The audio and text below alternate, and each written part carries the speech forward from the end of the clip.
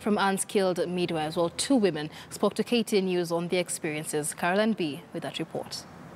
The free maternity promise was implemented 4 years ago, and children born at that period are almost clocking 5 years now.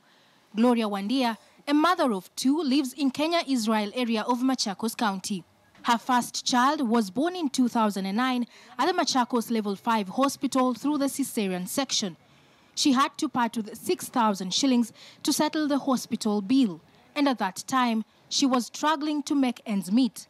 It was after the birth of her child that she had free maternity services. Vile nilimpata 2009, ilibidi nilipe.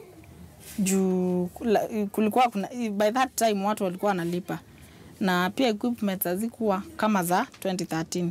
Sasa huyo alikuwa mtoto wangu wa kwanza. Sasa mtoto wangu wa pili mwenye nilimpata 2013 nilipatana na hizo free whatever. Ni sikulipa chochote. In 2013, the case changed for the better. She gave birth to Hope Mwania. Her husband did not have to pay any fee for the delivery. Sikulipa chochote. Kwanza kama wakati huo mimi sikuwa na biashara, nilikuwa tu mimi nilikuwa housewife, that is. Wakati wa kwanza ama wa pili pia wa kwanza. Sasa nikapata kujifungulia huko free, sikulipa chochote. Mzee akupatana ile shida ya kulipa, kungangana kupata pesa. Naweza kuwa wakati huo si kama wa leo. Rose Nduku, a mother of one, developed high blood pressure in her 3rd month. She therefore had to go for regular checkup. In her 5th month, the pressure reached an all-time high. She was jobless and could not afford to pay the hospital bill. To add pain into the injury, the doctors told her the child won't survive.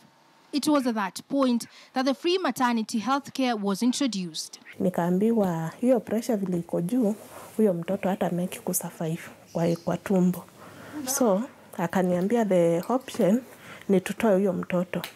Tukamtoa, alikuwa kilo 1, akaniambia tuweke nursery. Sikulipa pesa yoyote. Nilienda nikaambiwa kuzaa hapo Machakos Level 5 ni free. Kitambo kabla the free maternity services ikuje, juu mama wengi hawange afford hiyo kulipia hospitali. Wengi walikuwa wanazalia nyumbani. Na wakizalia nyumbani watoto wanakufa, ama mama yeye mwenyewe anatoka na damu mingi mpaka hata yeye mwenyewe anakufa. Following successful deliveries, the two mothers are a happy lot. They say public health centers have recorded tremendous increase in nursing mothers as they witnessed during their deliveries. Hata ukikombea na hospitali zingine za private, unapata hiyo maternity ni clean, ni safi kuliko hata some private hospitals. So tukiwa huku Machakos, tunasema Machakos Level 5 ndio Nairobi Hospital yetu. Kwa sababu ni safi, madaktari wazuri, wanaattend watu vizuri, na unatoka ukiwa salama. Iendelee tu hivyo juu unaweza pata kuna mwingine anaweza shtukia kuna mimba na hana uwezo. Lazima atakutumia gharama na hana uwezo. Anaweza kuwa labda hana bwana ama hayuko kazi, hana biashara, hafanyi chochote na ako na mimba. Sasa itakuwa ni vizuri anaenda anapata matibabu, hata clinic pia anaenda na klinikiwa vizuri ndo angojea kujifungua. Free maternity healthcare has provided a long-term solution to expectant mothers across the country, leading to reduced mortality rate. Caroline B., KTN News.